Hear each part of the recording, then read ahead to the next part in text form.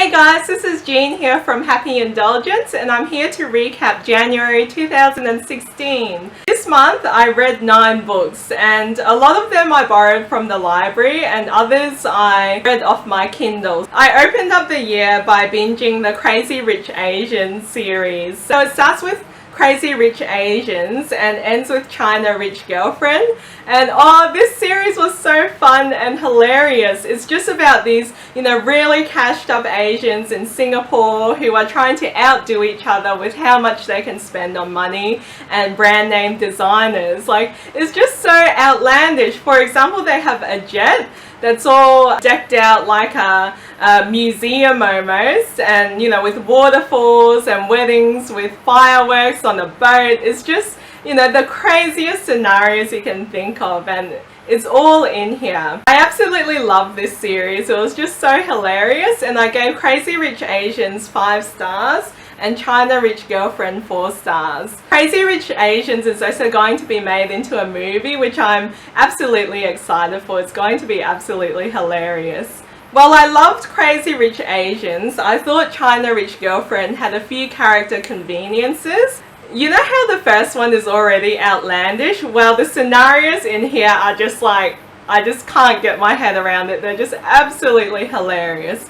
And arguably, that's the best thing about this series. So if you haven't already, check it out, guys. The next book I read is Reawakened, and it's about Egyptian mythology and integrating it into the real life world. This book was so much fun because I haven't actually read an Egyptian setting that's been integrated into our real life and done really well. For example, the Egyptian sun god Amun comes in and he's like, totally flawless, and he has a 6-pack, and he's so hot, he's amazing. And he has a mission to resurrect his brothers and prevent the apocalypse from occurring. Lily, who's this perfect, prissy, rich girl, she just falls in love with him, and then, gosh, the cheesiest lines just occur. Although I felt it was cheesy, I thought it was lots of fun, and I love Egyptian mythology, so this worked well for me. I gave this one 3 stars. I also read Burning Midnight by Mcintosh, and it's got a really interesting concept. Sully's a spear hunter, and he collects these little spears that are all over the world in different locations. Some improve your sight, some give you a high IQ, some make you better looking, and others, give you better hearing, or you'll be able to read faster, which is my favorite. An adventure that Sully and Hunter took throughout Burning Midnight reminded me a bit of Pokemon. It was a lot of fun chasing the rarest spears and seeing what they could sell them for, and my favorite part was the abilities that they could give as well.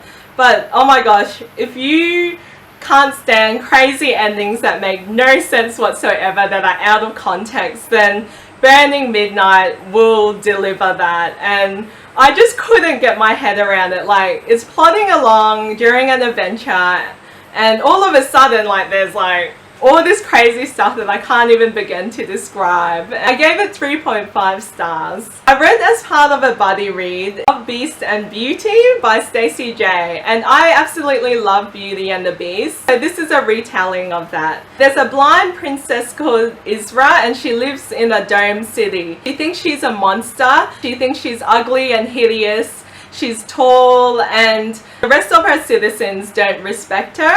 There's things that I never saw coming, and I thought that was a great thing about this retelling. The writing was absolutely beautiful, there were sweeping descriptions, and you could clearly picture in your head just what Isra was going through and her internal struggles. On the flip side, I thought it was really angsty with how she's like, oh, I'm so ugly, no one respects me. But girl, you are a powerful princess, you are royalty, right? You can do anything, and she just doesn't take advantage of that until the very end.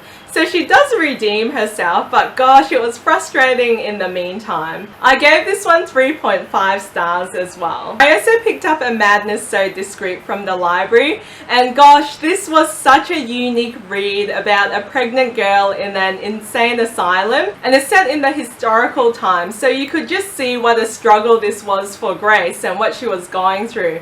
But she gets saved by her mentor, and her saving grace is that she's She has really sharp instincts and she can pretend to be mad in order to solve murders.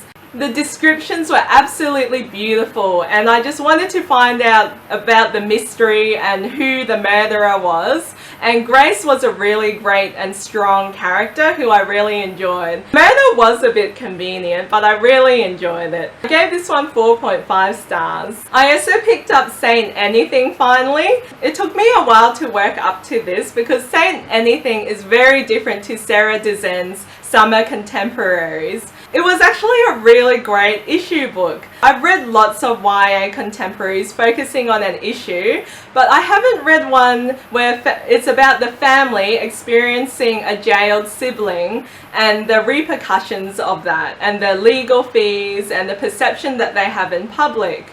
What I really liked about this book was it felt realistic and it felt honest. And it's about friendship and it's about family support as well. It was just touching and beautifully written, and I think a lot of people in the same situation would find this book really relatable.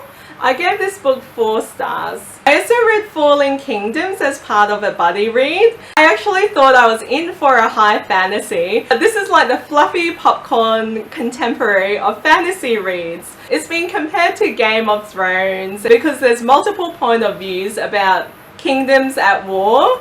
It felt like the fluffy version of it. There was so much drama between these 3 characters, but I did feel a bit uncomfortable with Magnus and his feelings for his sister. And I just couldn't, it was so disgusting. But if you move right past that, the rest of the book is actually a lot of fun. Like Cleo's character, you know, she's a privileged princess who has a sharp tongue, and there's also Lucia, who is Magnus's sister, and she has hidden powers. And then there's Jonah, who I kept on wanting to be more interesting, but he never really gets there. He's just a stereotyped rebel. I didn't find too much depth in this story in terms of the characters or the plot, but it was a lot of fun and I think I'll keep on reading. And I ended up giving this one 3 stars. As you guys know, the 5th Wave movie came out this month, so I read the book before I went and saw the movie.